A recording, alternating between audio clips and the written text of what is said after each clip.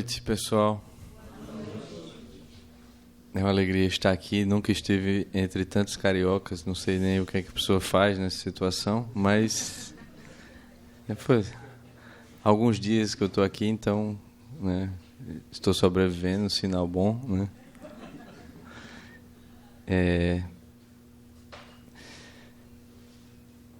Eu sou lá de Campina Grande, né, na Paraíba, do Instituto Borborema.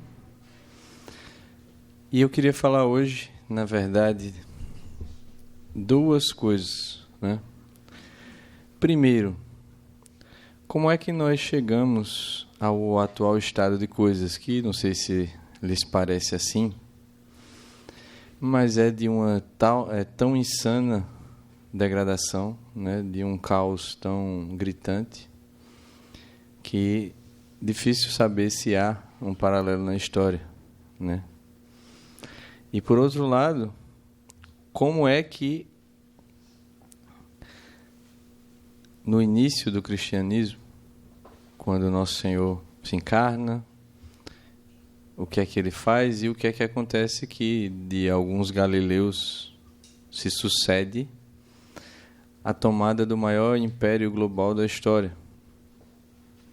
Porque, por incrível que pareça, essas duas coisas têm bastante ligação, né? Não sei se vocês sabem, mas a gente acaba de viver, e a qualquer momento pode voltar a viver, o ensaio geral, né, do 7º Império Global totalitário da história humana. E a história humana começa exatamente, em um certo ponto, com a sucessão de forças militares, né, de reinos que decidem, em seu expansionismo, dominar o máximo de território possível. Então a gente vai ter uma sucessão de 6 impérios globais, né? Os assírios, os babilônios, depois os gregos, até que a gente chega finalmente nos romanos. Primeiro, a gente precisa, e aí nesse ponto que a gente chega nos romanos, o cristianismo toma esse império, não na base das armas, e sucede uma época, né, de 1 milênio, basicamente, e até mais, em que não se levanta mais nenhum império militar que tenha força para isso, que tenha essa disposição. E o que aconteceu para então, agora essa coisa está acontecendo, né? O que foi que sucedeu? Primeiro, a gente precisa pontuar como a sociedade funciona, e para isso a gente precisa recorrer àquela definição do nosso querido Aristóteles, né? Que o ser humano é um animal racional e, ao mesmo tempo, é um animal social. E esse tipo de gente, né, como Aristóteles, eles, diferentemente de nós, eles não usam palavras como quem cospe, né, como quem troca de roupa, como quem faz as coisas inadvertidamente. Eles escolhem muito bem. Quando ele define que o ser humano é exatamente um animal racional, ele está dizendo que o ser humano tem aquilo que tem os animais, mas ele tem a distinção precisamente na razão, né? E, ao mesmo tempo, se esse mesmo animal racional é um animal social, isso implica que, para que se dê efetivamente a perfeição, a plenitude dessa natureza racional, é necessário também a construção de uma sociedade, de um modo de organização conforme essa mesma natureza, que propicie isso. E na história humana, lá na Antiguidade, você vai ver que, na verdade, o que acontece é que, quando alguém decidia formar uma família, não era no sentido atual, né, que formar uma família significa você simplesmente, um homem e uma mulher, se juntam, alugam um apartamento, né, e vão preencher planilha do Excel para pagar o pedaço de frango que está cortadinho numa bandeja de supermercado, e a conta da internet, né? A conta da energia, a conta... Não era isso. Não pode ser isso porque tem outro dito que é que a família é a base da sociedade, né? E se essa família do jeito que é hoje fosse a base da sociedade, nós não teríamos o que a gente teve nesses últimos 2 anos. E a gente não teria o que a gente teve, por exemplo, na greve dos caminhoneiros de 2018. Então, a gente deve partir da análise que o uso do termo família hoje em dia ele é consideravelmente equívoco, como são as nossas palavras, boa parte das palavras que a gente usa. E só para comprovar esse meu ponto, eu gostaria de dizer que eu sou professor do Instituto de gramática do Trivium, lá, como a gente faz, a partir da poesia, do latim, da poesia e prosa em português, do latim. E há mais de 5 anos a gente tem centenas de alunos presenciais e outros muitos online, desde 2020. Então a gente já teve o exercício, né, de tentar ensinar essa arte, que fora como sempre na educação se começava e se desenvolvia para depois ir às outras artes. E tivemos alunos de todos os tipos, né? Pessoas com mestrado em letras, médicos, doutores, empresários, políticos, faxineira, coveiro, estudante de arquitetura e tudo. E o que todas as pessoas têm em comum? Nunca houve uma que conseguiu me explicar o significado de uma palavra na primeira aula.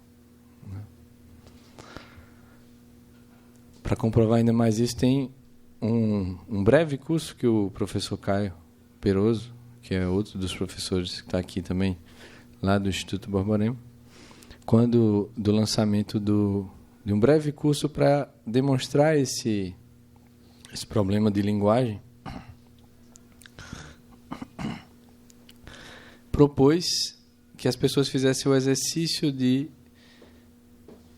ordenação de 2 versos de um poema de Cecília Meirelles.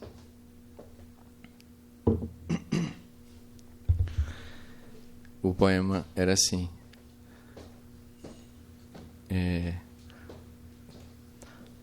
nas noites tempestuosas, sobretudo quando lá fora o vendaval estronda e do pélago iroso a voz hedionda, os céus respondem e estremece tudo. E aí o professor Caio ele deu uma breve explicação do que Paulo Freire fazia na educação, depois deu uma aula de gramática normal, como se dá hoje na escola, e depois pediu que o pessoal ordenasse essa frase e mandasse um e-mail respondendo, né? E, se eu não me engano, há mais de 300 e-mails, e eles também têm a mesma coisa em comum: ninguém acertou. Então a gente já pode partir do princípio que as palavras que a gente usa, o sentido delas ou está errado, ou está parcial, ou é o sentido, sei lá, secundário, terciário, quaternário, e não o sentido originário dela. E daí a importância, né, de sanear esse vocabulário e essa compreensão da linguagem. Então, a palavra família ela designava a seguinte ação, né? Alguém ia formar uma família, ele ia formar uma casa, né? Como a gente tem lá até na Escritura.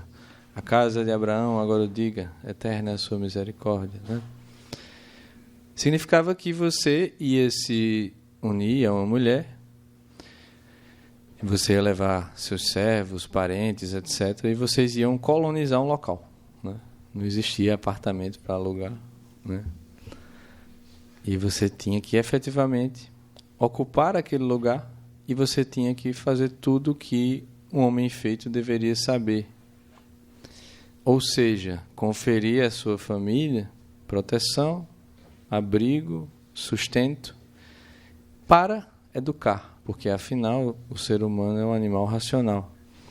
Então pense em vocês se quando você ia formar uma família, já estava pressuposto, né? Já estava pressuposta a educação daquelas pessoas, porque você ia ocupar um lugar que não havia nada.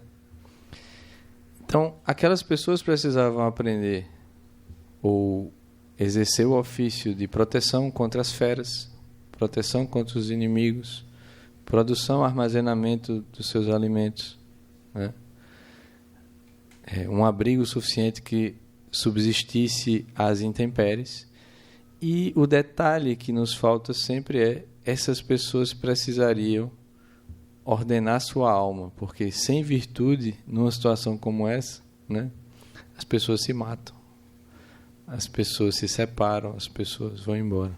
Só que se matar, se separar e ir embora significa que você está fazendo com que todo mundo, né, pereça junto.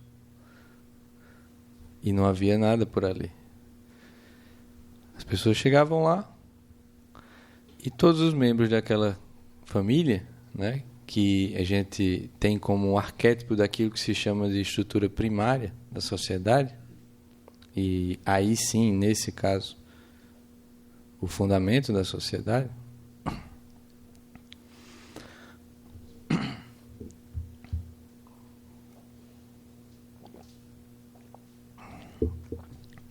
aquelas pessoas precisavam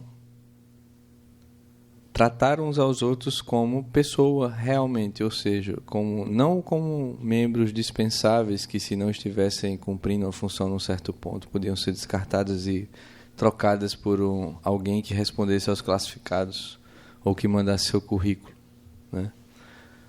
Alguém nessas circunstâncias sempre será membro da família, né? E se lhe recai uma enfermidade, um problema, essa pessoa continua sendo membro da família. Então, dos mais novos aos mais velhos, todos tinham que aprender através do conhecimento da verdade, que é exatamente aquilo que faz com que saia-se do estado desordenado de alma oriundo do pecado original e cresça-se nas famosas virtudes que hoje são tão faladas, mas pouco entendidas, até o ponto em que não só as capacidades práticas, mas, sobretudo, esse conhecimento da verdade, essa experiência interior da verdade que é imaterial e que, como vai dizer São Tomás de Aquino, é a conformação do intelecto ao objeto, ou seja, é quando o que é a verdade, né? É exatamente quando a inteligência humana ela capta a forma essencial, né, dos objetos da realidade. E esta forma é captada através da impressão e expressão nessa mesma inteligência. E como a realidade inteira é criada por Deus e sustentada por Deus, e como nos vai provar Aristóteles através da prova do movimento em que ele vai retroagindo, que tudo muda, mas muda pelo contato, e algo que tem uma qualidade em ato passa a outra que tem essa qualidade em potência, e retroagindo, ele chega à conclusão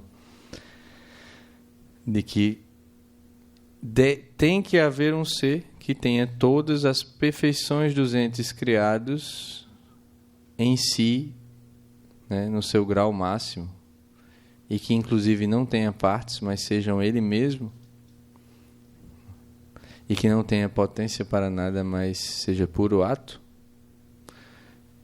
Voltando dessa definição de Aristóteles, a gente percebe que conhecer cada coisa da realidade implica, então, em ter na sua alma as perfeições que Deus quis que estivessem nessas coisas e fizessem com que elas fossem exatamente o que elas são, né?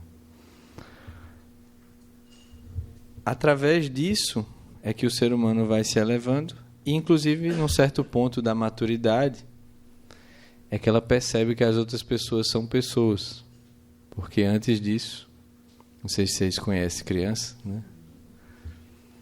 E se você conhece pessoas imaturas, mas para esse tipo de pessoa, as outras pessoas e a realidade, elas são meros botões que suscitam emoções.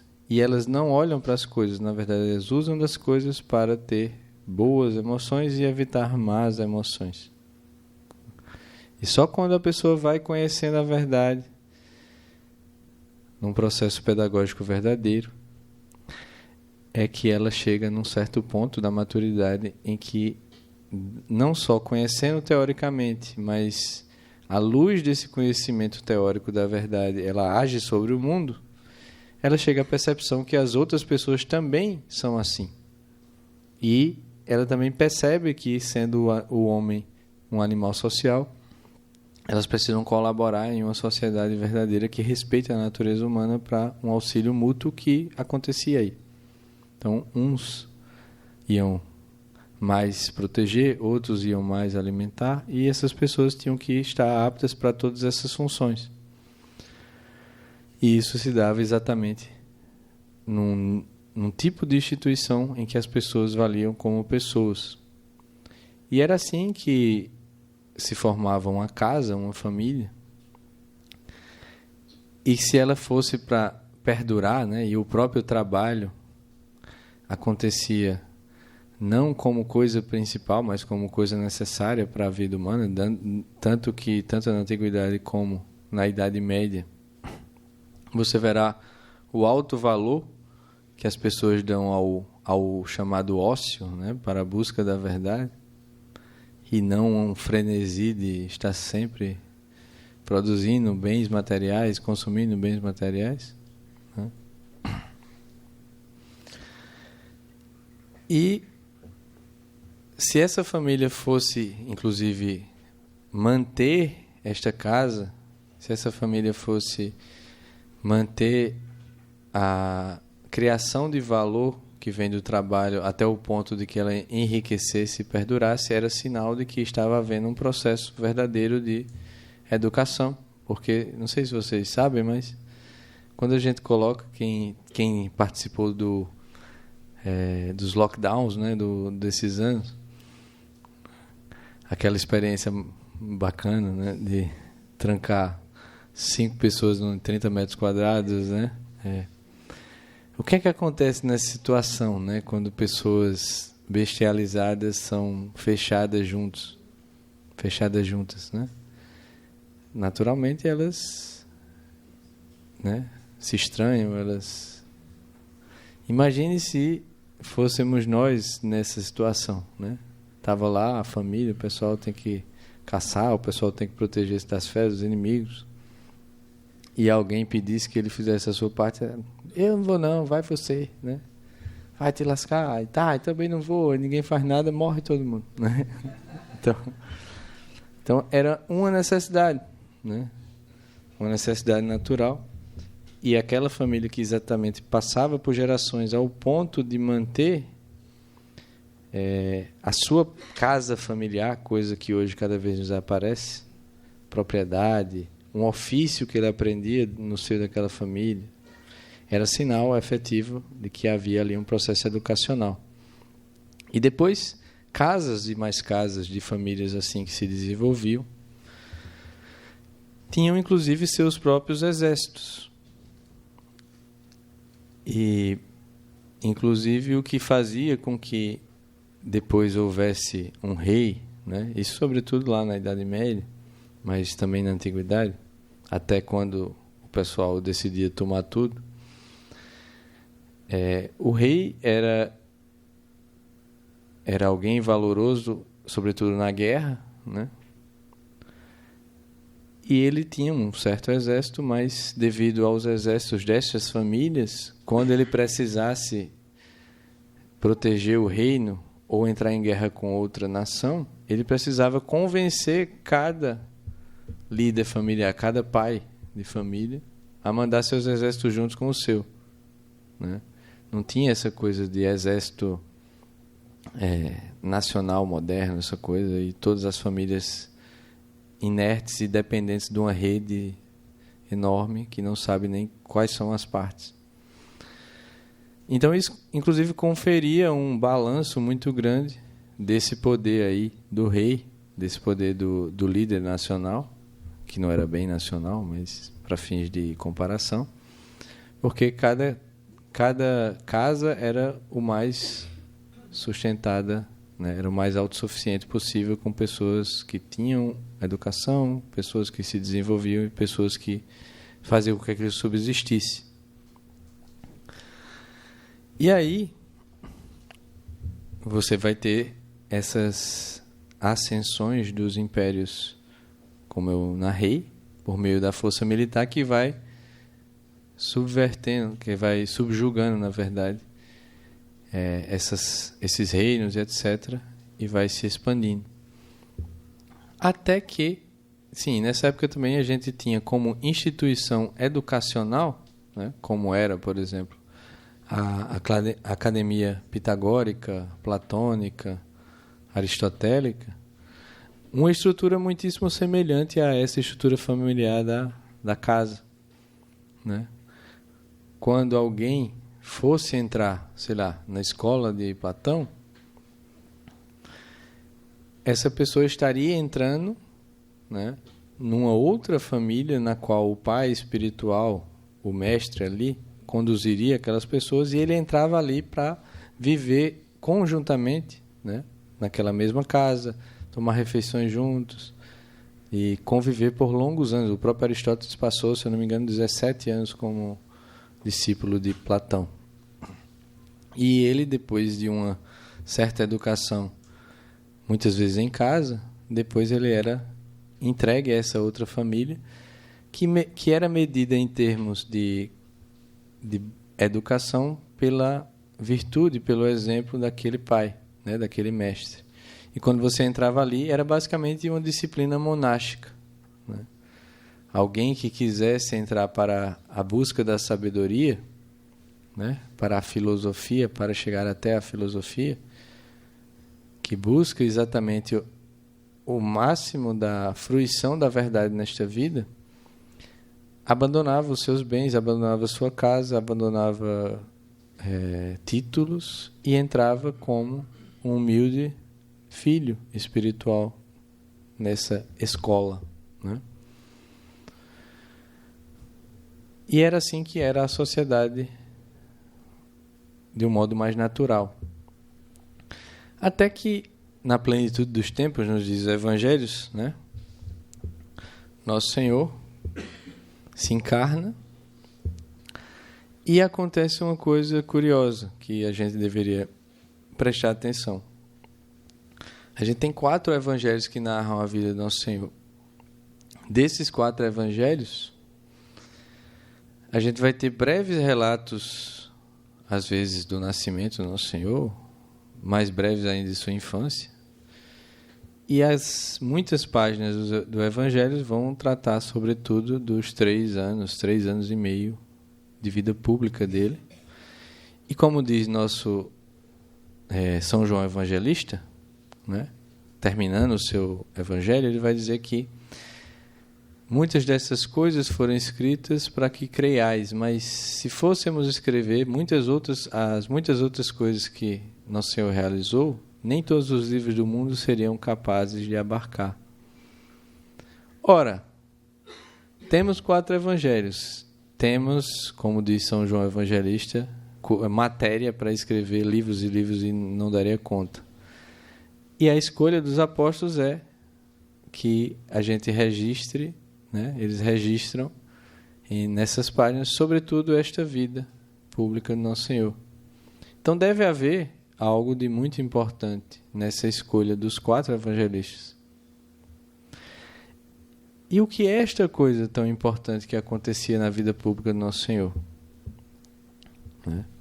Note que Nosso Senhor, desde sempre, ele não vai contrariar a natureza humana. Ele vai, né, elevar a natureza humana. Então, em termos de estrutura social, familiar, ele faz a mesma coisa, basicamente, que se fazia nessas academias aí. Ele junta 12, eles comem juntos, eles andam juntos e, sobretudo, eles são ensinados por Nosso Senhor. E é isso que está acontecendo ao longo de todos os evangelhos. aqueles fatos que estão acontecendo ali são, sobretudo, fatos que acontecem com e para os seus apóstolos. E nesses 3 anos e meio, o que é que Nosso Senhor faz? Né? Se você prestar atenção no Evangelho de São João, por exemplo, a primeira coisa que às vezes vem narradas nos Evangelhos é como Nosso Senhor escolhe os seus apóstolos. E são trechos belíssimos, né? Como aquele trecho, ele inclusive registra isso, né? Aquele trecho em que está lá São João e Santo André, né? Do lado, andando com São João Batista, e São João Batista repete aquilo que o padre repete toda a missa, né? Ecce Agnus Dei, né? Aponta e lá vão São João e Santo André, pergunta a Nosso Senhor e dizem, né? Mestre, onde moras? E diferentemente de outros a quem Nosso Senhor disse, as raposas têm suas tocas, os pássaros têm seus ninhos, mas o Filho do Homem não tem onde repousar a sua cabeça, ele disse, vinde e vede. E eles passaram o dia com o Nosso Senhor em sua casa. E saindo dali, eles foram falar a São Pedro, né? E depois vai lá São Pedro.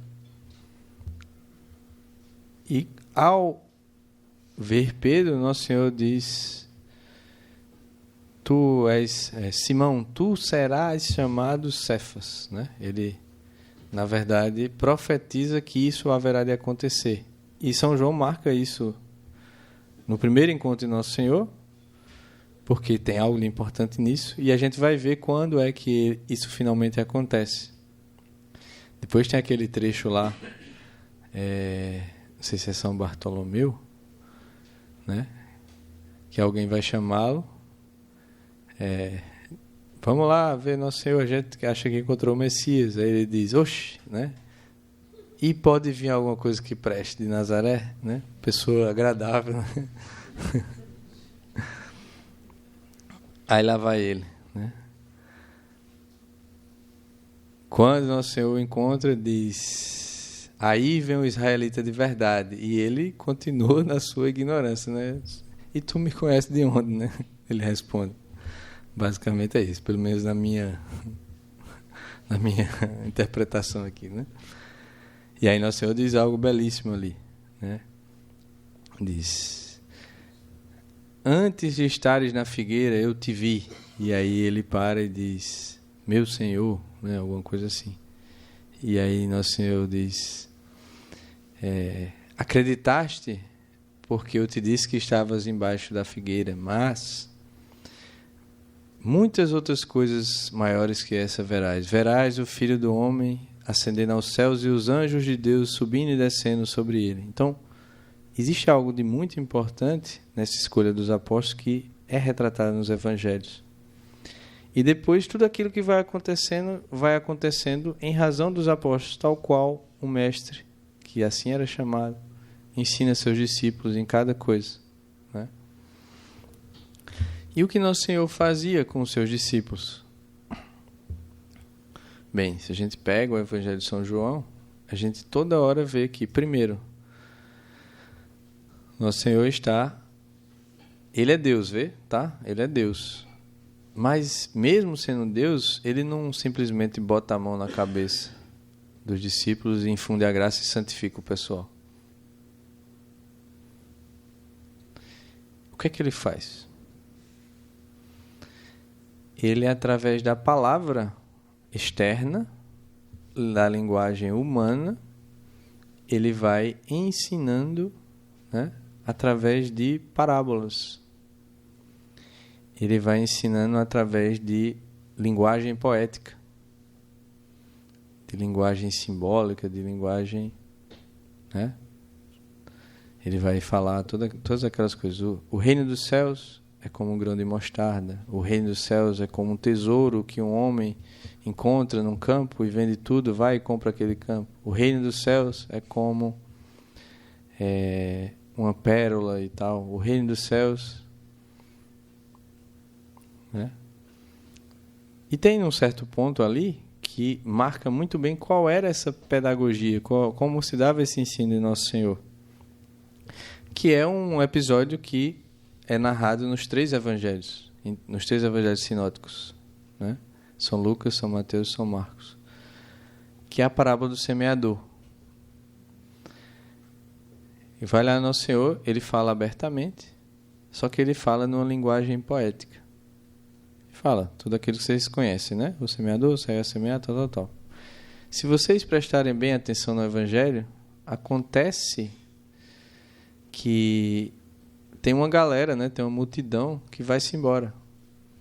E tem alguns, os discípulos e alguns outros, parece, o Evangelho diz isso, que vão lá perguntar a Nosso Senhor o sentido. Isso é muito importante. Veja só. Hoje em dia, as pessoas acham que escuta alguma coisa, já entenderam, né?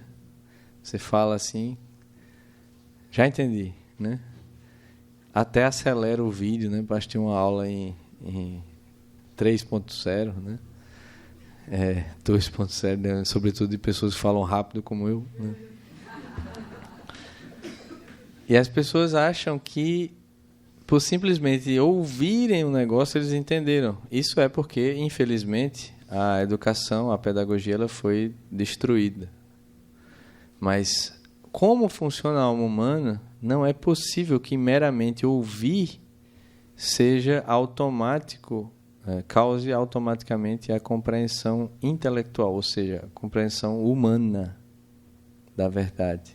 Porque a linguagem, quando eu estou falando aqui, ou quando você lê, na verdade, é uma expressão material da linguagem. Não é a linguagem propriamente que é um ente mental. E, ao mesmo tempo, ele faz parte da realidade. Para que você, primeiro, devido à desordem do pecado original, o que é que acontece? A alma humana, né, ela tem, naquilo que é animal, os sentidos externos e os sentidos internos. E os apetites concupiscível e irascível. Estas coisas também os animais mais desenvolvidos têm, né? Um macaco, um gato, um cachorro, ele tem essas coisas aí. Por isso que, de fato, nós somos animais, porque a gente tem isso que também tem os animais. E estas faculdades do corpo e da alma humanas, né? Elas entram primeiro em contato com os objetos, externamente, e apreendem, têm a impressão, né, da forma acidental desses objetos, que entram no seu... passam pelos sentidos externos e chegam até o seu imaginário e são apresentados o apetite concupiscível, que move você, né? Ele é atuado por uma paixão.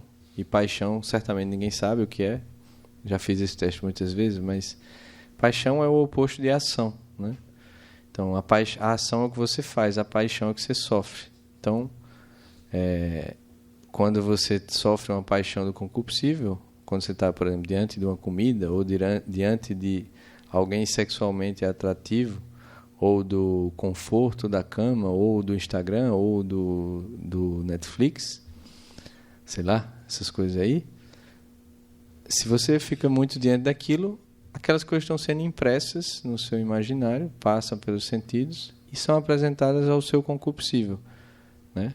Que os sentidos percebem que aquilo é um bem, e é um bem material, e você sofre uma força dentro de você que leva você para fora para ir lá unir-se àquele bem, né?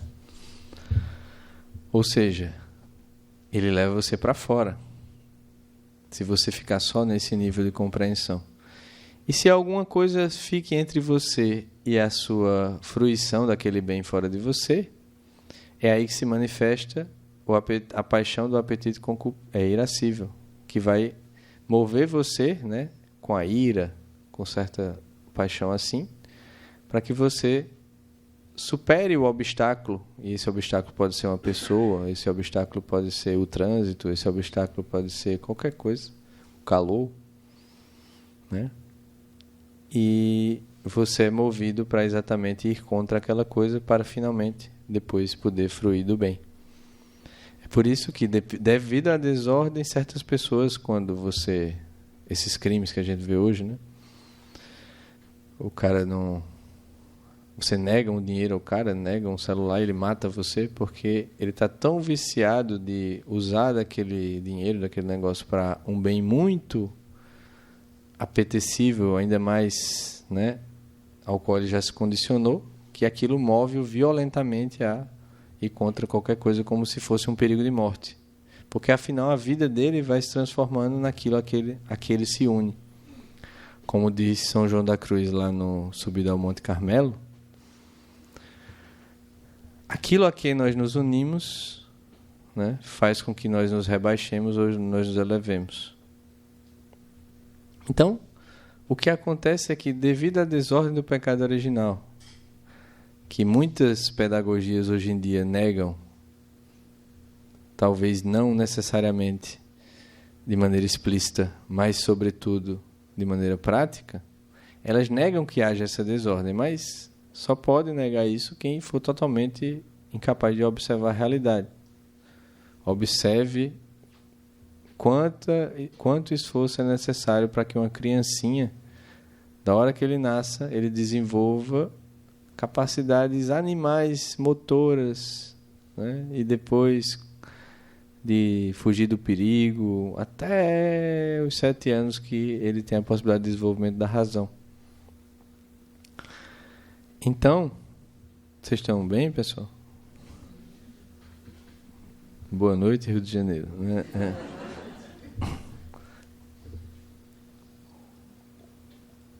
Então, a alma humana, primeiro o que acontece é, você nasce nesse estado em que, embora sua natureza seja também racional, ela só possa funcionar como animal. Porque a gente diz que uma criança entra na idade da razão lá para os 7 anos, né? 6, 7 anos. O que implica que, na verdade, antes disso, ela só se relaciona com o mundo material. Ela não consegue chegar na essência das coisas, que é a verdade. E em razão dela só ter esse mecanismo dos sentidos para se relacionar com o mundo material, isso faz com que essas potências vão ficando mais fortes, porque conforme você, assim como acontece com o corpo, você, né, atua o músculo, ele vai ficando mais forte, etc. Assim, as potências da alma, conforme você atua, mais fortes elas ficam. Então, na verdade, você está efetivamente aí nesse período de até 7 anos de idade, fadado a só ter uma relação material com a realidade. Mas, lá dentro, a consciência, a inteligência e a vontade elas têm sede de um bem à sua altura, um bem imortal como elas são, como a alma é, né? Um bem que a complete, que a torne saciada, que a torne em repouso, que, em suma, a perfeição da união com a verdade. E quando você não desenvolve a inteligência, o que acontece é que isso não implica que a inteligência não acelere essa alma animal para que tente matar a sua sede com os bens externos, materiais, sensitivos. Ao contrário. Por isso que, diferentemente do animal, você deixar um açucareiro, né, na mesa, uma criança vai enlouquecidamente comer até, né? E isso cada vez mais dificulta que ela realize um ato da inteligência interior. E na educação clássica, a primeira etapa, através do estudo dos textos literários, da poesia épica que se fazia, era exatamente conduzir a criança ali, na idade da razão, para fazer essa operação de extrair dos textos, dentro da alma, a forma essencial daquelas coisas. E isso movia a alma interiormente. Então, existe uma operação necessária na alma que precisa ser desenvolvida. E, finalmente, a verdade é apreendida e isso move a vontade, porque essa mesma verdade é percebida pela vontade como bem, né? E em razão disso é que Nosso Senhor fazia essas coisas. Nosso Senhor falava em linguagem poética, exatamente porque essa é a linguagem mais significativa, né? Em que cada palavra carrega muito significado. E ao mesmo tempo que você olha você aprende aquilo, você precisa fazer um esforço interior de meditação até que você realmente encontre aquele sentido. E esses apóstolos que foram lá falar com o Nosso Senhor, diferentemente dos outros que ouviram e foram-se embora para casa, né? Note bem, eles chegam lá para Nosso Senhor e dizem: mestre, qual o sentido da parábola? Para que eles tivessem chegado a ele e dito assim, qual o sentido da parábola, significava que eles não se satisfaziam com a mera ouvir a parábola, eles queriam a verdade, eles sabiam que a letra externa, né, da palavra, da linguagem, não era a verdade ainda, elas significavam a verdade. Eles tentaram entender aquela verdade e não conseguiram, e perceberam que não conseguiram. E não ficaram satisfeitos de não terem conseguido e foram perturbar Nosso Senhor, né?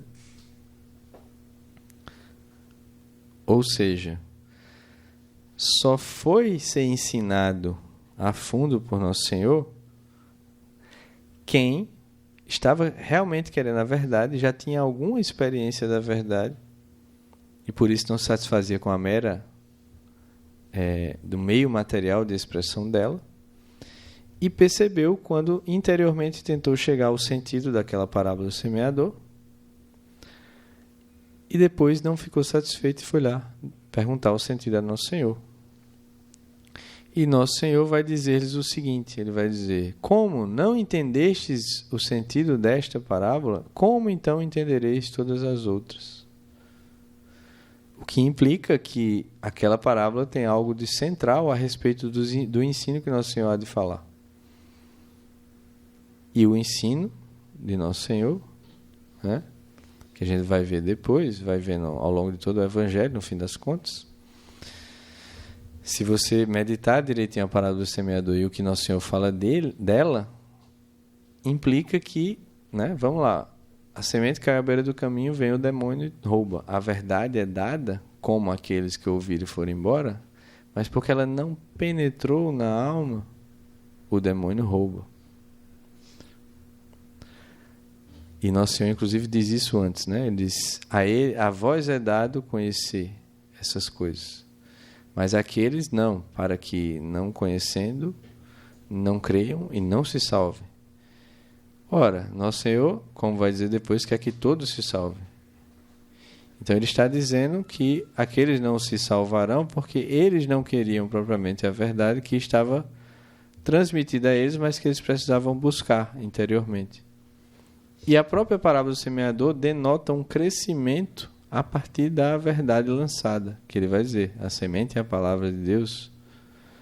Primeiro, no segundo terreno, essa semente entra na terra e ela produz raízes para dentro da terra.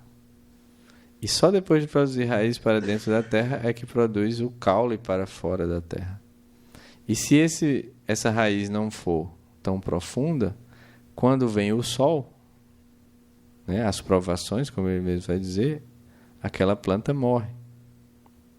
Mas no terceiro terreno, aquele que tinha raízes já mais profundas, aquele mesmo sol que são as provações, que fez aquele inconstante que não buscou o desenvolvimento dessa verdade dentro de sua alma, fez com que a vida espiritual morresse nele, aquele que efetivamente teve esse desenvolvimento porque buscou, o mesmo sol é a ocasião de crescimento. Só que aí crescem juntos os espinhos, né? Mas já está bem melhor quem está aí no terceiro terreno, porque os espinhos eles impedem um crescimento, mas não matam a planta. Ou seja, no ensinamento da parábola do semeador, Nosso Senhor está falando que quem busca a verdade e faz com que ela deite raízes em sua alma, faz com que ela frutifique para fora e utilize de maneira eficaz tudo que acontece lá fora até o ponto que ela efetivamente não morre. E se ela for constante nessa busca, basta crer e ser constante. Mas ainda é necessário um último trabalho aí, que é exatamente de retirar os espinhos, as imperfeições, né? As aflições do mundo, como ele vai dizer. E a aflição do mundo é o outro lado da moeda do apego aos bens materiais. E aqueles que assim o fazem, com a ajuda de Deus, depois eles passam para um terreno que tudo dá fruto.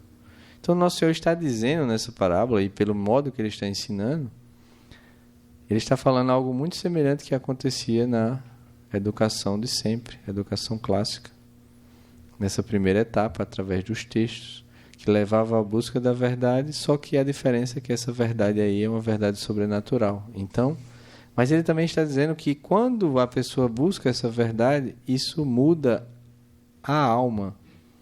Isso é uma coisa da qual muita gente, quase a totalidade das pessoas hoje não tem experiência porque a educação foi destruída. Então, aquilo que você passou na escola, na faculdade, não é educação, né? Aliás, quanto mais tempo você passa lá, geralmente você fica muito pior, né? E quem leva a sério aquela porcaria é quem é mais prejudicado, né? A verdadeira educação se prova pelas pessoas que saem do processo, pela virtude dela, né? E a gente precisa de virtude por quê? Porque nossa alma está desordenada. E a virtude é a perfeição das potências segundo a natureza, que cria uma ordenação de cada da parte superior colocar a parte inferior no seu lugar. E Nosso Senhor está dizendo que isso é central para que os discípulos possam entender qualquer outra coisa, né?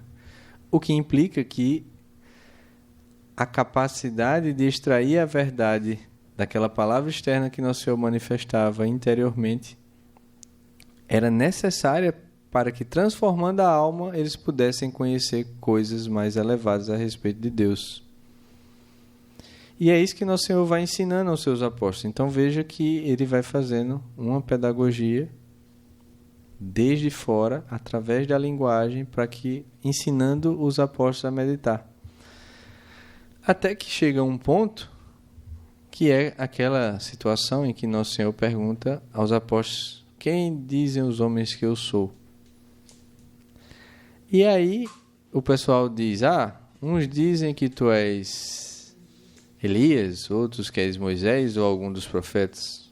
Note que a opinião dessas pessoas a respeito de Nosso Senhor era uma opinião bastante elogiosa, piedosa. Não era desprezando Nosso Senhor. Comparar Nosso Senhor aos maiores profetas não é nada mal. Mas aí Nosso Senhor não está satisfeito com essa resposta e pergunta: e vós, né, quem dizeis que eu sou? E vai lá São Pedro e diz: tu és o Cristo, o Filho do Deus vivo. Né? Essa é a primeira vez no Evangelho de São João que Nosso Senhor é chamado de o Filho de Deus. Antes era chamado de um Filho de Deus, porque era um santo, um profeta, uma coisa assim. Isso a gente perde na tradução. Então, São Pedro, por alguma coisa que aconteceu, né, na alma dele, conseguia enxergar que aquela pessoa que estava diante dos sentidos dele em sua carne era, na verdade, Deus mesmo. E, obviamente, isso não pode ser percebido pelos sentidos. E o próprio Nosso Senhor diz. Nosso Senhor vai dizer: bem-aventurado és tu, Pedro, porque não foi a carne, não foi o sangue que te revelou isto, mas o meu Pai que está nos céus. Né? Então, Nosso Senhor diz que só era possível Pedro chegar à conclusão que ele era Deus se a luz da graça, né, que vem desde a Santíssima Trindade, que sustenta a essência da alma, o iluminasse para tanto. Teologicamente diríamos hoje, já com o desenvolvimento de São Tomás e da teologia posterior. E é isso que Nosso Senhor está dizendo. Então, aqueles apóstolos que no início não entendiam uma parábola sem a qual eles não podiam entender nada mais, agora estavam simplesmente entendendo que Nosso Senhor era Deus. Então, isso significa que o ensinamento de Nosso Senhor dava certo, né? E aí é que Nosso Senhor diz: por isso tu és Pedro, muda o nome dele, que ele havia anunciado desde o primeiro encontro, e sobre ti edificarei a minha igreja, e as portas do inferno não prevalecerão sobre ela. Só quando Pedro aprende a desenvolver-se na oração, e talvez aí ele estivesse no 3º grau de oração, ou no 4º grau de oração, provavelmente no 3º, que o padre Royo Marim chama de oração afetiva, que é quando a alma de tanto interiormente buscar a verdade das sentenças da Escritura, das sentenças dos santos, na meditação, ela começa a perceber uma presença no ato de fé, que vai nos dizer São Tomás, a humanidade do Cristo, causa instrumental de todas as graças, que traz a graça atual, que é a luz do ato de fé, né? Assim como a criança desenvolve a luz natural da razão aos 7 anos, é necessário uma operação bem semelhante a esse estudo que a gente faz na gramática do Trívio, com a diferença de que, como você está buscando uma verdade sobrenatural, Deus precisa dar as virtudes teologais que Ele infunde no batismo junto com a graça santificante e os dons do Espírito Santo. E toda vez que você vai colocar em ato essa inteligência e essa vontade com as perfeições das virtudes da fé, esperança e caridade para meditar as verdades sobrenaturais reveladas na tradição e na Escritura, é necessário que Deus mande a graça atual, que é uma participação no ser de Deus, para que você enxergue essa verdade. E a causa instrumental de todas as graças depois da ressurreição do Cristo é a sua humanidade gloriosa, vai dizer São Tomás de Aquino na Suma. Então, de tanto meditar e aprender a meditar com o próprio Nosso Senhor, que é algo que ninguém pode fazer por ninguém, cada um precisa fazer interiormente a sua própria alma, mas deve ser conduzido desde fora, por um mestre, como era São Pedro aí. Isso realmente foi transformando, purificando a alma dele e fazendo estar apto a perceber a presença da graça atual, alguma presença que trazia aquela graça, a sabedoria, que já no livro da sabedoria é tratada como uma pessoa, a sabedoria que no prólogo de São João, né, é dita como a luz dos homens, o verbo de Deus. E também no prólogo de São João ele é dito assim, né? Mas aqueles que o receberam ao verbo, né? Aí ele bota um aposto, vírgula, né? Aqueles que creram no seu nome. Então ele está dizendo que o modo de receber é crer. Deu-lhes o poder de se tornarem filhos de Deus.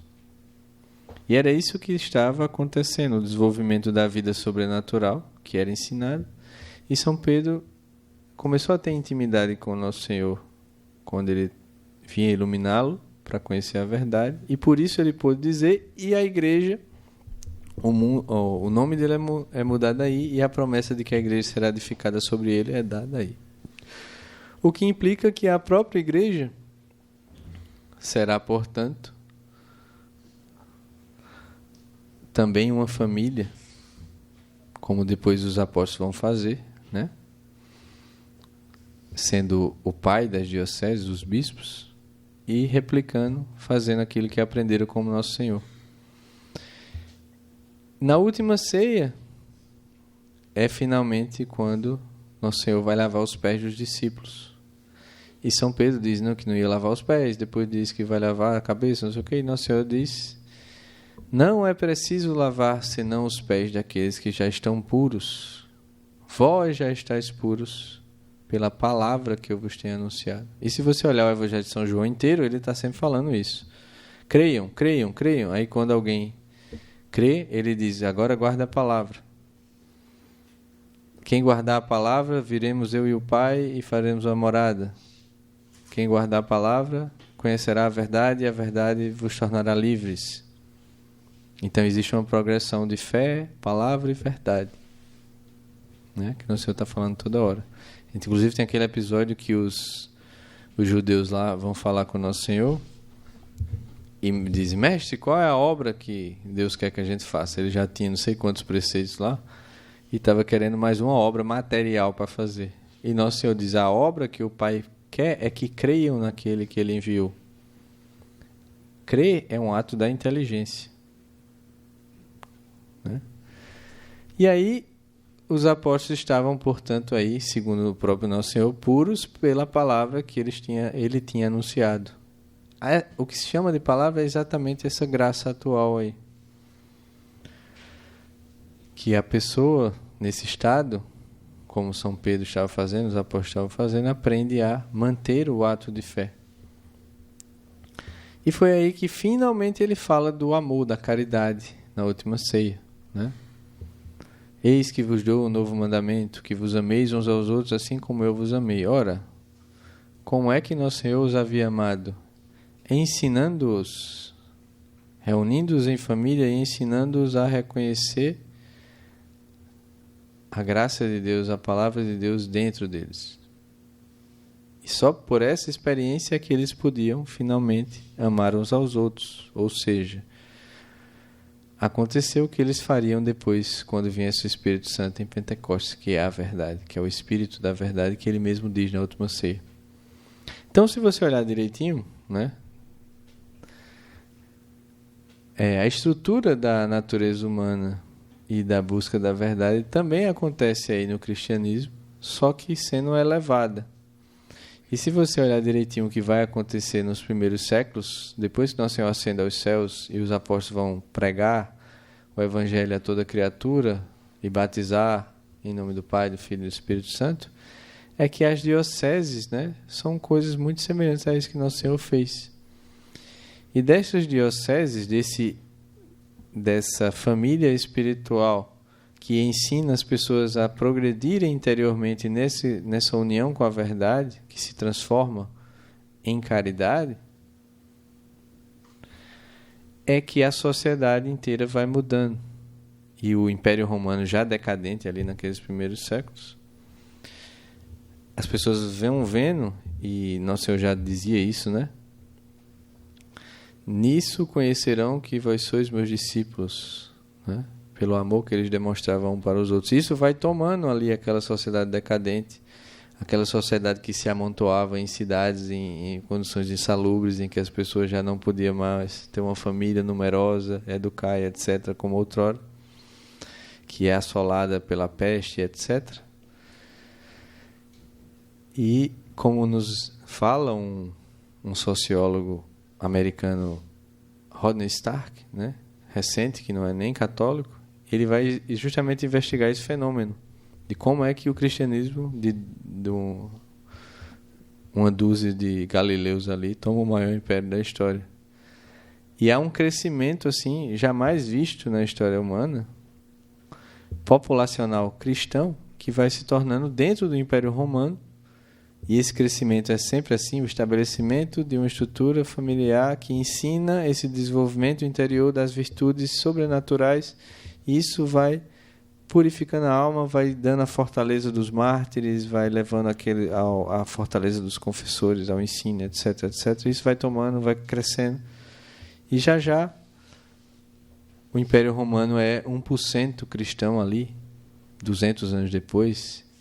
50 anos depois, o Império Romano já é 10% cristão, segundo Rodney Stark.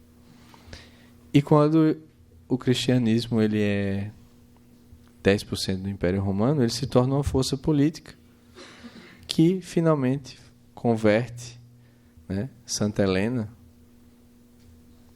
e depois converte o imperador e o Império Romano se torna cristão.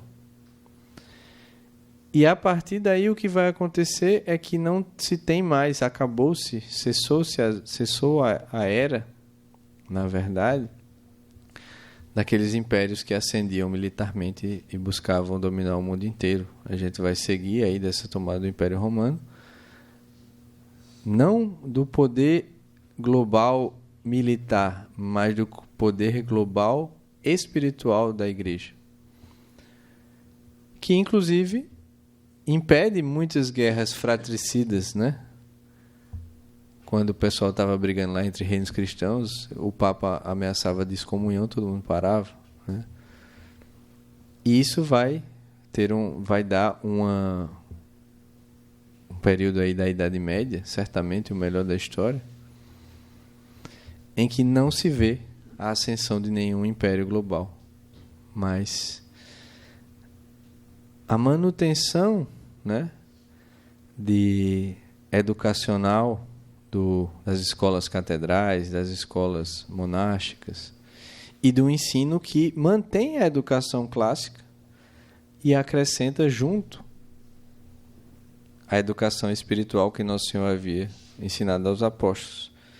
Isso vai transformando a sociedade inteira, vai tendo reflexos na arquitetura, na arte, né? Em tudo mais. Você vai ter, inclusive, reis, santos, e é uma coisa que vai acontecendo de maneira maravilhosa. Até que, a meu ver, né, conforme eu consigo enxergar, no século XII a gente tem a criação das universidades, as duas primeiras em Bolonha e Paris. E já na criação da universidade, o que é que acontece? O que é a criação da universidade? É um MOI, né? Vocês sabem o que é MOI? Não. MOI é monte, é um bocado, né? Então, é um MOI de estudante universitário que sai de casa e vai atrás do professor lá. E a universidade surge primeiro como um alojamento para essa galera. Aí você vai ter uma inversão completa da estrutura social para a educação, né? Porque logo no início, esses estudantes, eles vão impor estatuto aos seus professores. Eles vão contratar professores, vão dizer que eles têm que cumprir a matéria, vão dizer que vão receber tanto e não sei o que lá, não sei o que lá. Diferentemente de sempre como era a instituição educacional. Você entrava numa família como o Zé Ruela que você era, né? Você vai ali, cala sua boca, meu filho, entra aí e vem aprender. Com ordem, com hierarquia, com harmonia, para levar as pessoas a se tornarem virtuosas. Nesse caso, o pessoal é tão virtuoso que eles começam lá a matar gente na cidade, arrumar briga de bar e fica pedindo desconto no bandejão, né, nas tabernas lá. É sério, acontece isso. E depois que eles entram em briga e batem no povo, matam o povo, não sei o quê, vão correr para a saia das autoridades, né? Vão lá pedir para o rei, para o papa, dar um indulto para não prender, para não sei o que lá. Você vê que é um pessoal muito virtuoso, né? A educação está funcionando, que é uma beleza. E essa é a maravilha das universidades, né? Vocês perceberam? Então, existe uma inversão, primeiro da estrutura, né? Não é mais uma família, não é mais... Você entra numa família, uma ordem para que você se torne virtuoso e tal. É um MOI de Abigobal, né? Abigobal, não sei se vocês sabem também, né? É tipo abestalhado, só que é mais cômico, né? É um MOI de Abigobal que não sabe de nada, um MOI de jovenzinho, né? Que quer... veja a audácia, né? Impor o estatuto a professor. Quem diz isso, inclusive, é um historiador medieval de Harvard, que é o Charles Homer Haskins, no seu livro Ascensão das Universidades. Ele tira algumas conclusões erradas, mas ele faz um trabalho de ir às fontes, né? E logo depois que se estabelece esse monstrengo social que é a universidade, o pessoal dá um jeito de criar o maravilhoso diploma, né? Então, o diploma não é a origem do problema, ela já é um fruto do problema da estrutura, né? Isso é importante chamar a atenção. E o próprio Homer Haskins, ele vai dizer exatamente que o diploma deu ocasião de falsos mestres, burocratas, etc., pessoas que queriam ascender na vida, tomassem o título pelo papel, pelo nome que estava escrito no papel, de modo que você vai ter ladeando verdadeiros mestres e um molde abigobal que de mestre só tem um papel assinado, né? E já naquela época, não foi Dilma que criou, a gente tem a universidade para todos, né? Todo mundo vendo que tinha essas universidades aí e que agora não era necessária a exigência de um mestre de verdade, né? Porque como era que alguém era feito mestre numa educação de verdade? Lá na Escola de São Vito isso acontece, né? Quem funda a Escola de São Vito é o Guilherme de Champeaux. E Guilherme de Champeaux, como é que ele funda? Aliás, é interessante essa história, que talvez seja o ápice da educação católica. Ele é professor lá na cidade, né? Tem seus alunos e decide ir para o meio do mato para meditar a Sagrada Escritura, dar adeus aos alunos e valeu, vamos ali e faz embora, né?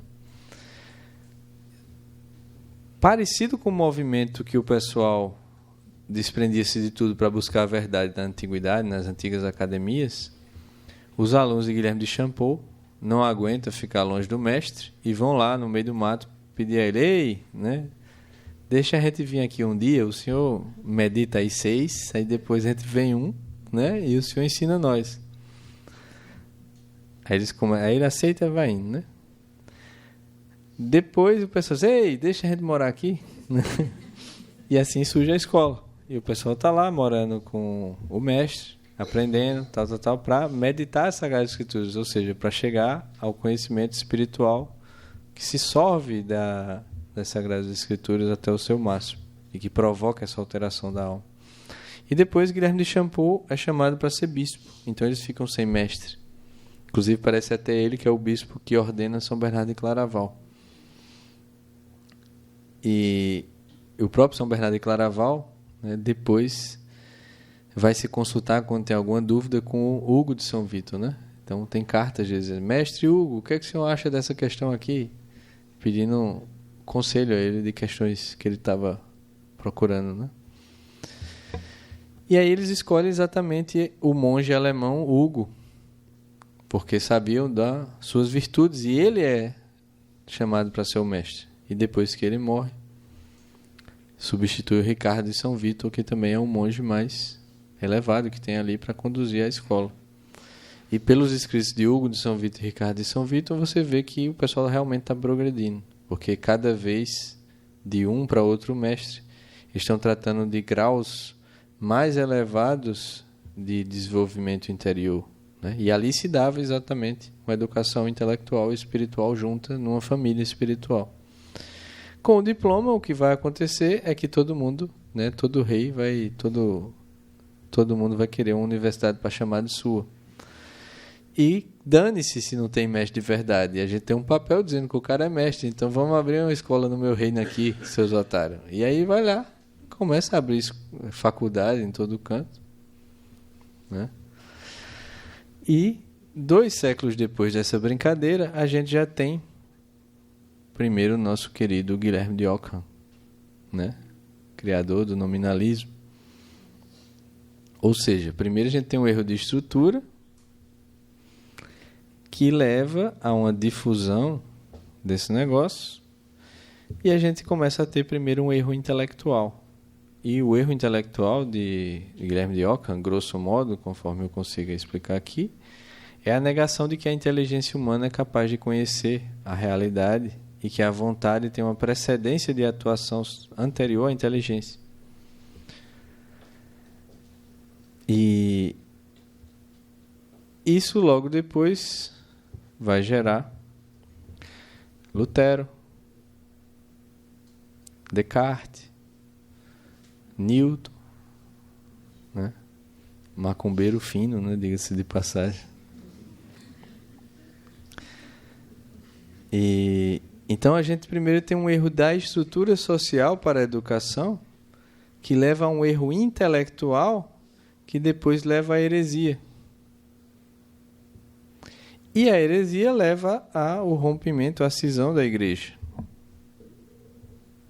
E a cisão da igreja faz com que aquela cristandade coesa, que entrava em guerra junto contra os inimigos, que não brigava entre si porque senão o Papa excomungava, agora começa a se degladiar, né?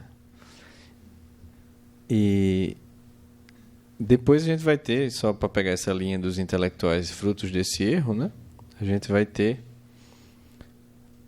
o Guilherme Ockham, depois Descartes, Lutero, Newton, seguindo no mesmo erro de Guilherme de Ockham e aprofundando. Depois você vai ter Hegel. De Hegel você tem Karl Marx, de Karl Marx você tem Escola de Frankfurt, Teologia de Gênero, toda a maravilha que a gente vive hoje. Tudo isso começa, notem bem, né, com o erro da estrutura social para a educação, que gera um erro educacional, que gera o erro teológico. Se a gente quiser, inclusive, restaurar a fé, a gente tem que entender como é que ela começou a se degradar, né? Não começou na fé, começou na inteligência e na estrutura social.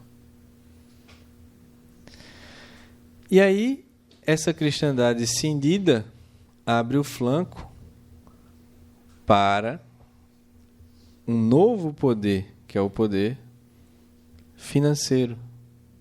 Então a gente tem a era dos poderes militares, que é cessada e pacificada pela era do poder espiritual da igreja, e com todas essas coisas aí, né, a gente vai ter a era do poder, a ascensão do poder financeiro. Que, aliás, diga-se de passagem, depois ali no século XIV também a gente tem a peste negra, que causa muito estrago, né, mata muita gente boa e deixa muita gente covarde. E também as macumbas ali que rolava ali da cabala cristã em Florença, né? Quem se quiser saber mais sobre isso, lá no canal do Instituto Borborema, a gente tem uma trilogia de palestras do professor Murilo Rezende, né, que fala da escravidão dos bancos, o poder financeiro global e usura, o pecado esquecido. São essas 3 palestras lá, vocês podem aprofundar esse ponto que eu estou falando aqui, né? Vocês estão bem, pessoal? Certeza? Então, você vai ter essa macumba no meio, peste, né, divisão da cristandade. E aí você vai ter o bonitão do Henrique VIII lá na Inglaterra, né, que está querendo, né, dissolução matrimonial, que a igreja nunca permitiu. E vê nessa ocasião, ele nem queria lá ser protestante, pelo visto, mas vê nessa ocasião de rompimento do poder da igreja, de separação do poder da igreja, vê uma ocasião de tomar a igreja inglesa e se tornar o líder dessa igreja e não se subjugar mais ao Papa. Só que para ele poder declarar-se como o superior da igreja anglicana, ele vai pedir apoio ao parlamento inglês. E nessa época o parlamento não era uma instituição permanente, era uma instituição convocada como um concílio. E o parlamento, para poder ir junto com ele, por causa das aventuras sexuais dele, né, de buscar mulher e etc., veja que como o negócio né, a história. Exige dele que se torne uma instituição permanente. E se tornando instituição permanente, vai acontecer o que até hoje a gente vê no nosso Brasil velho, né? O que é que vai acontecer com parlamentares que estão sempre ali fazendo leis? Suborno, né? Então tem uns banqueiros lá dos Países Baixos que começam a subornar o parlamento inglês e gradualmente vão dominando a Inglaterra até o ponto de suprimir a coroa. Tem um período de democracia, depois vê que dá errado, bota de novo o rei e depois bota um rei holandês, né? Aquele famoso Guilherme de Orange, né? Quem não ouviu esse nome na escola sem nenhum contexto, né? Aquilo ali é uma imposição estrangeira do poder bancário dos Países Baixos à Inglaterra, né? E a Inglaterra, por sua vez, né, vai causar, portanto, vai propiciar a Revolução Industrial. Que, se você olhar direitinho, a Revolução Industrial, o que é que ela vai fazer? Ela vai atrair as famílias que estavam no seu lugar para ficarem morando em cubículos, botando a casa inteira, menino, mulher e macaco, para trabalhar 16 horas por dia em condições péssimas, o que obviamente gera uma desestruturação social gigantesca, porque quem nessas condições pode viver humanamente e educar os seus filhos e ter uma família numerosa, e etc. E essa Revolução Industrial, portanto, vai arrasando essas estruturas que a gente narrava da sociedade, e não só, vai arrasando também o modo normal de... Vocês estão bem, pessoal? De trabalho humano. Porque quem danado vai poder concorrer com uma fábrica que tem, sei lá, 500, 600 pessoas se você é uma empresa familiar no campo ali? O pessoal trabalhando em regime escravo. Obviamente, gradualmente, todas essas outras coisas vão quebrando. Só que esses empresários, inclusive que eles exigem, né, os banqueiros exigem a criação do Banco Central Inglês e propiciam a Revolução Industrial, que suscita as reações marxistas, inclusive, né? Algumas das reações marxistas a esse fenômeno são legítimas, só que a solução dele é ainda pior às vezes, né? E ele é míope, porque ele não percebe que o problema nem está no empresário, está no banqueiro. Porque os empresários, como é que... Aí surge um novo modo de criação de riqueza, que antes era, não sei se vocês lembram ainda, que eu estava falando no início, você formava uma família, educava, tal, 6 gerações. Agora, o banqueiro identifica alguém com um perfil empresarial, dá a ele milhões lá, e desmonta a tua fábrica e paga com juros daqui para amanhã. E o caba loucamente ia lá ter que para poder pagar os banqueiros. E isso vai se replicando no mundo inteiro, né? Isso é o que vai gerar a Revolução Inglesa, a Revolução Francesa e assim a coisa vai indo. E aí no século XIX, se eu não me engano, a gente vai ter o primeiro despontar de uma nova tentativa de poder global, que é o nosso querido Napoleão, né? Então aquilo que passou mais de um milênio sem haver, devido a toda essa sucessão de fatos, volta a acontecer, mas sem sucesso, né? E chegamos então ao século XX, e o que é que está acontecendo nesse cavalgar do crescimento do poder financeiro? É uma constante desestruturação social, na verdade desde o século XIX, e quem quiser entender isso melhor tem um livro muito interessante, que é o Relatório de Yale de 1828, né? Esse poder financeiro ele vai desestruturando a sociedade e vai querendo interferir na educação. A educação que outrora era para levar o homem à sua plenitude, à sua perfeição natural e sobrenatural.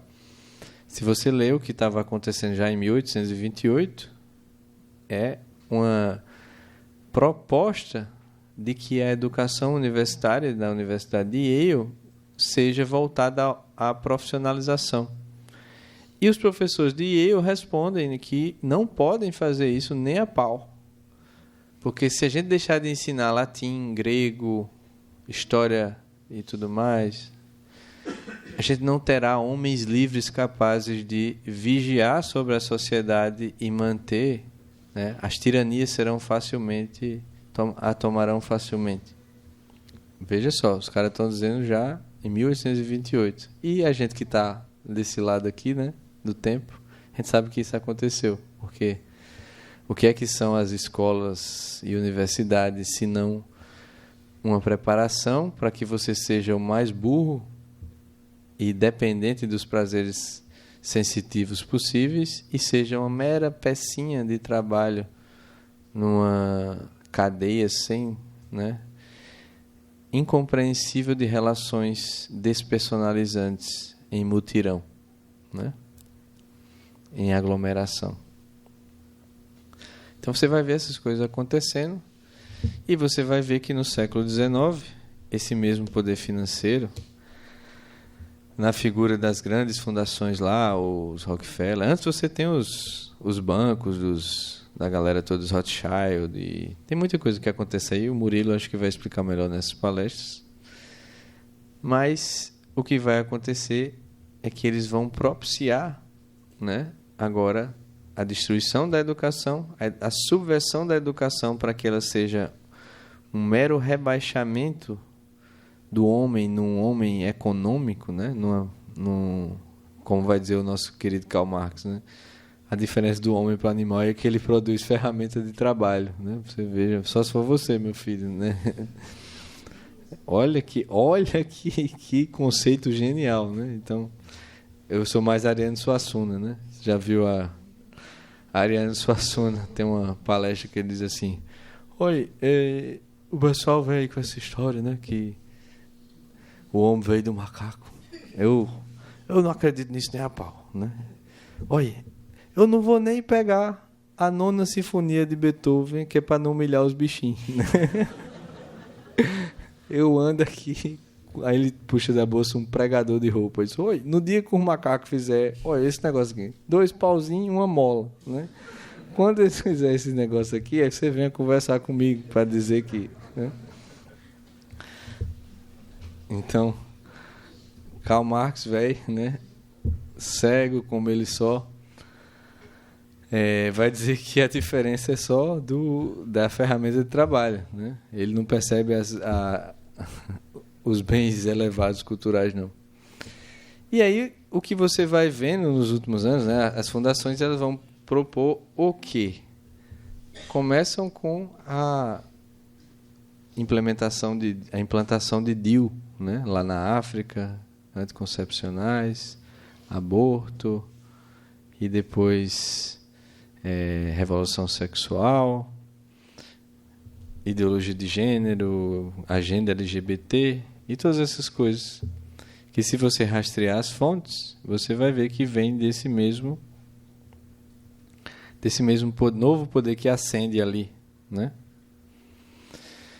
E o que esse poder tem em comum nessas ações suas para avançar? Ele sempre destrói a estrutura social, ele sempre procura isolar as pessoas, despersonalizar as pessoas nos centros urbanos e destruir a educação para que você não conheça a verdade, você não seja um animal racional, você seja um animal econômico, né? Você seja meramente uma peça de tabuleiro nesse mundo deles aí, para eles encherem os bolsos de dinheiro e com seus propósitos macumbísticos também, né?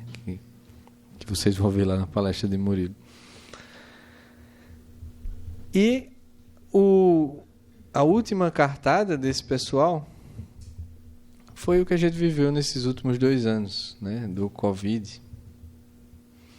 Se vocês olharem direitinho, talvez vocês não entendam, algumas coisas não vai dar para falar aqui, né? Mas se você olhar direitinho, as mesmas características de isolamento de pessoas, de colocar pessoas umas contra as outras, de manipular através de noticiário, de pressão social, de medo, de sentimentos, as pessoas para, né, contrariarem a sua natureza, vigiarem-se mutuamente e dependerem inteiramente de um poder, é o que possibilitou que a gente tivesse esse ensaio geral do 7º poder global, né? Que foi um ensaio geral, tá, mas que deve voltar a qualquer momento, né? Vocês estão bem, pessoal?